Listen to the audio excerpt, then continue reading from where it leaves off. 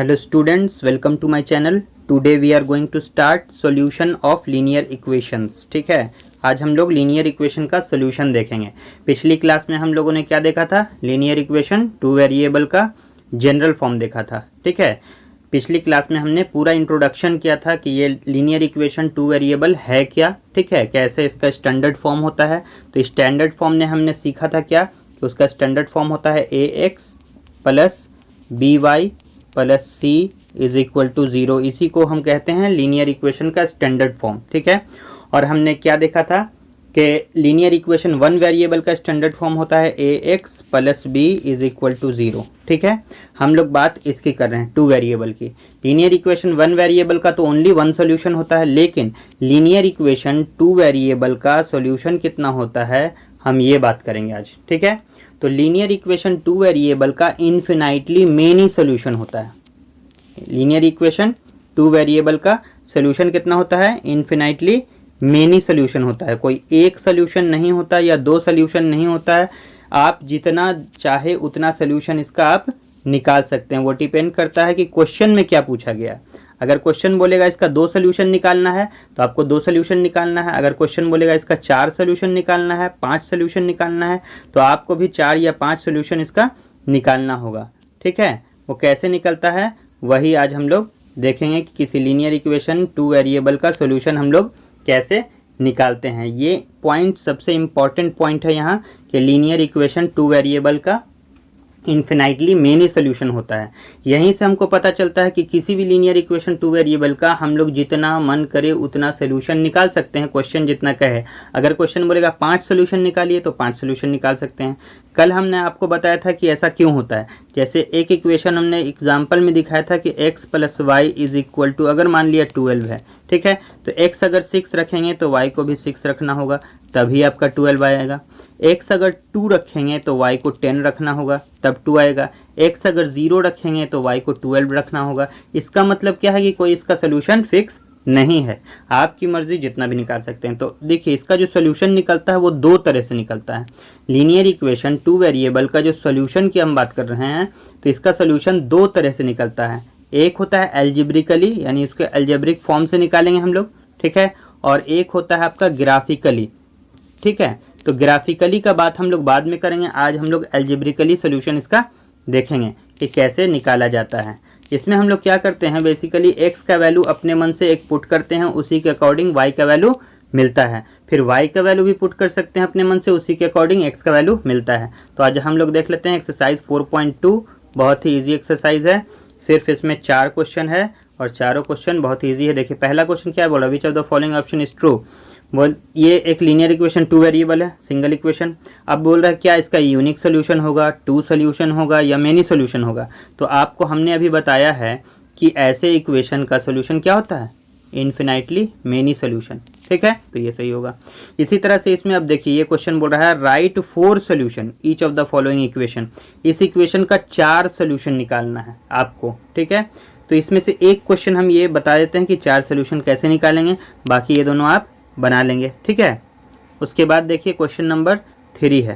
Question number 3 में क्या बोलता है कि चेक कीजिए कि क्या ये सोल्यूशन इसके लिए सही है या फिर ये सोल्यूशन इसके लिए सही है। यानी x का वैल्यू यहाँ पुट करना है, y का वैल्यू पुट करना है, LHS is equal to RHS करना है। ठीक है, x का वैल्यू यहाँ और y का वैल्यू यहाँ। अगर 4 आ गया तो ये कहेंगे कि ये सोल्यूशन है। जैसे देखिए यहाँ पे क्या है, 0 और 2 लिखने का मतलब क्या हुआ, 0 आपका x का वैल्यू है और 2 किसका वैल्यू है, y का। हमेशा ये पहला वैल्यू आपका किसका होता है, x का, और दूसरा वैल्यू हमेशा y का होता है। तो पहले वैल्यू x के जगह पे रखेंगे और दूसरे वैल्यू को y के जगह पे रखेंगे। किस इक्वेशन में, जिस इक्वेशन को ये करने के लिए बोल रहा है। देखिए इस इक्वेशन में पुट करेंगे x y का वैल्यू और देखते हैं हम लोग कि बराबर आता है या नहीं। चेक करना, हम आपको एक क्वेश्चन बनाकर बता देते हैं, बाकी क्वेश्चन आप उसी तरह से बना लेंगे। तो हम आपको इसमें से एक क्वेश्चन बता देंगे, कोई भी, जैसे ये रूट वाला बता देंगे हम। ठीक है, बाकी आप उसी तरह से बना लेंगे।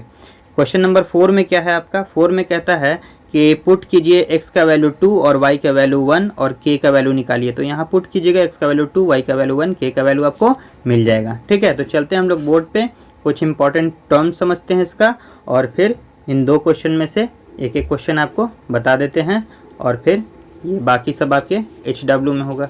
ठीक है, चलिए चलते हैं बोर्ड पर और इसको एंड करते हैं। चलिए अब हम लोग आ चुके हैं बोर्ड पर। ठीक है, कुछ पॉइंट्स आपको हमने अभी समझाया था, उसी को लिख कर समझा दे रहे हैं क्योंकि ये आपके कॉपी में होना चाहिए। ठीक है, तो देखिए इंपॉर्टेंट पॉइंट्स क्या है कि लीनियर इक्वेशन अगर वन वेरिएबल में हो, वन वेरिएबल यानी सिर्फ एक्स में हो, तो उसका सॉल्यूशन जो है यूनिक होता है, यानी ओनली वन सॉल्यूशन होता है, वन से ज़्यादा नहीं हो सकता है। तो लीनियर इक्वेशन वन वेरिएबल क्या होता है, ax plus b is equal to 0, और फिर हम अगर x का वैल्यू निकालना चाहें तो b को उस तरफ भेजेंगे तो माइनस बी, और a को फिर नीचे भेजेंगे तो x का यूनिक वैल्यू जो होगा वो माइनस बी बाई ए होगा। ठीक है, ये हो गया यूनिक सोल्यूशन किसके लिए, वन वेरिएबल के लिए। लेकिन लीनियर इक्वेशन टू वेरिएबल हम लोग को पढ़ना है। ठीक है, तो टू वेरिएबल में क्या होता है, इन्फिनाइटली मेनी सोल्यूशन होता है, एक सोल्यूशन नहीं होता, कितना होता है, मेनी सोल्यूशन, इन्फिनाइटली यानी जितना मन करे उतना सोल्यूशन आप निकाल सकते हैं। दैट इज जो इक्वेशन है आपका, ये है आपका ax plus b y plus C is equal to 0। इसमें क्या होगा, each value of a has a unique value of y, यानी हर x के वैल्यू के लिए आपको y का एक यूनिक वैल्यू मिलता जाएगा। हर बार x पुट करेंगे तो y का एक अलग वैल्यू मिलेगा, या फिर ईच वैल्यू ऑफ y का एक वैल्यू पुट कीजिएगा तो यूनिक वैल्यू ऑफ x का एक यूनिक वैल्यू मिलता जाएगा। इसी तरह से हम लोग डिफरेंट वैल्यूज इसका निकालेंगे। ठीक है, चलिए थोड़ा सा कुछ पॉइंट्स और देख लेते हैं। अब बात करते हैं इसके सॉल्यूशंस की। ठीक है, तो solution of linear equation in two variable जो है वो दो तरह से इसका सॉल्यूशन निकलता है, बाय अलजेब्रिक मेथड और बाय ग्राफिकल मेथड। ये ग्राफिकल मेथड हम लोग अगली क्लास में बात करेंगे इसका। ठीक है, अभी इस क्लास में बात किसका करेंगे, अलजेब्रिक मेथड का, और नेक्स्ट क्लास में यानी एक्सरसाइज 4.3 जो है, और हम लोग पढ़ रहे हैं एक्सरसाइज 4.2, इसमें अलजेब्रिक मेथड से आपको सोल्यूशन निकालना है। ठीक है, तो ये कैसे काम करता है इसको देख लेते हैं एक एग्जाम्पल के तौर पर। जैसे आपको क्वेश्चन क्या लिखा रहेगा, एग्जाम्पल एक। ठीक है, देखिए क्या है, ऐसे इक्वेशन लिखा रहेगा कि फाइंड 3 या फिर 4 या फिर 5, कुछ भी यहाँ लिखा सकता है, 2 भी लिखा जा सकता है। ठीक है, फाइंड 3, हम आपको 3 सोल्यूशन बता रहे हैं, 3 solution of 2x plus y is equal to 10। 2x plus y is equal to 10 एक इक्वेशन दिया हुआ है, इसका 3 सोल्यूशन आपको निकालना है। तो क्या करेंगे हम लोग, पहले इक्वेशन को लिख देते हैं, 2x plus y is equal to 10। आपको अपने मन से लेट करना है x का वैल्यू, उसी तरह से y का वैल्यू आपको मिलता जाएगा। हम लोग मान लेते हैं कि let x is equal to 0, मान लिया x का वैल्यू क्या है, 0 है। ठीक है, तो 0 जब पुट किया तो हम लोग x की जगह क्या पुट करेंगे, 0, 2 into 0 plus y is equal to 10। तो यहाँ से 0 से मल्टीप्लाई होके ये क्या हो जाएगा, 0 plus y is equal to 10। तो इसका मतलब है यहाँ से आपको y का एक वैल्यू मिल गया 10।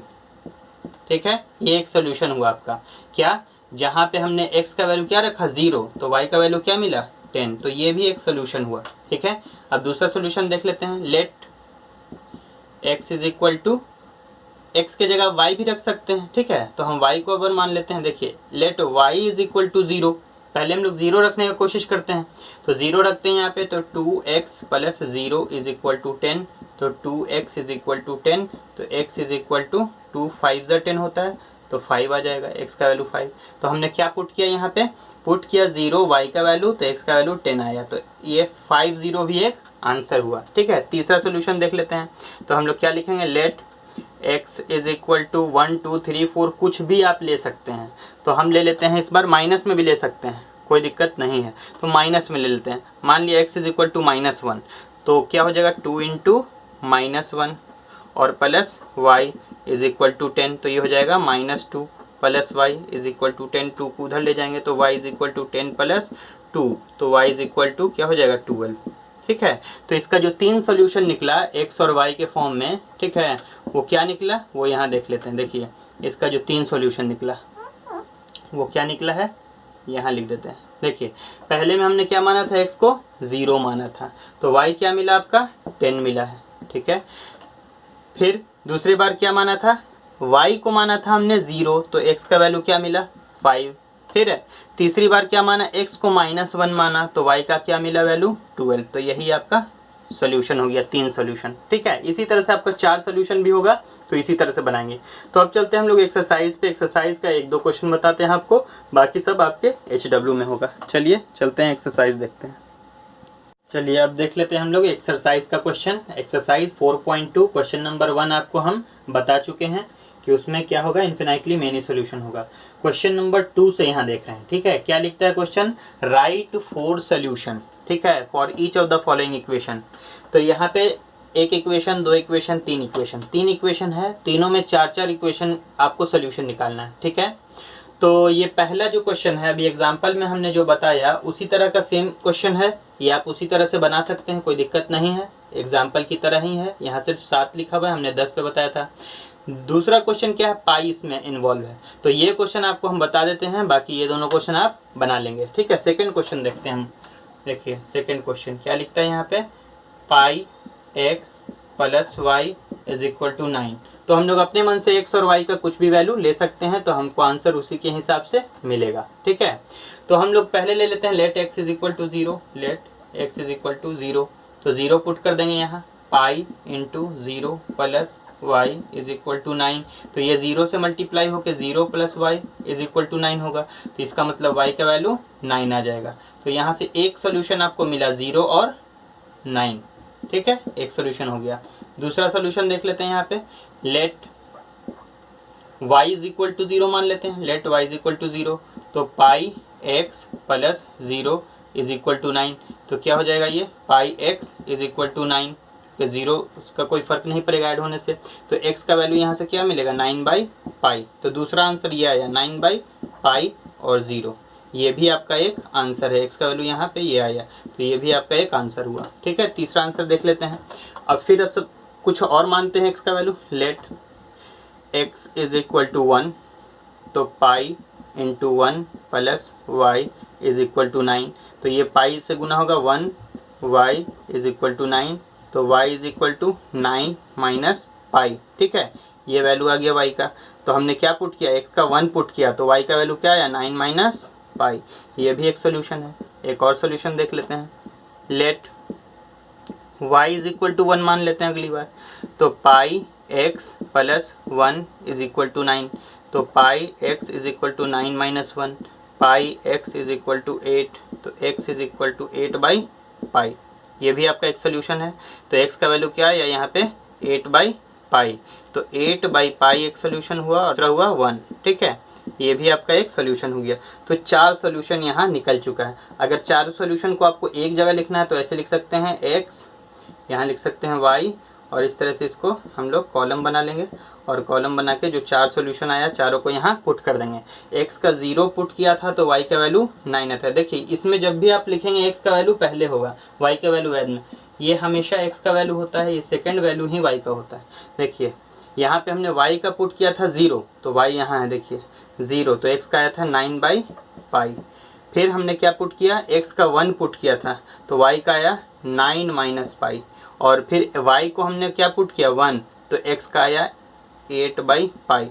आंसर बुक में डिफरेंट हो सकता है, कोई उससे दिक्कत नहीं है, जो जैसा पुट करेगा उसको वैसा आंसर मिलेगा। यहाँ पे सबका आंसर डिफरेंट भी हो सकता है, वो डिपेंड करता है आपने x का वैल्यू क्या लिया है उसके अकॉर्डिंग y का वैल्यू आएगा, ठीक है, या y का वैल्यू क्या लिया उसके अकॉर्डिंग x का वैल्यू आएगा।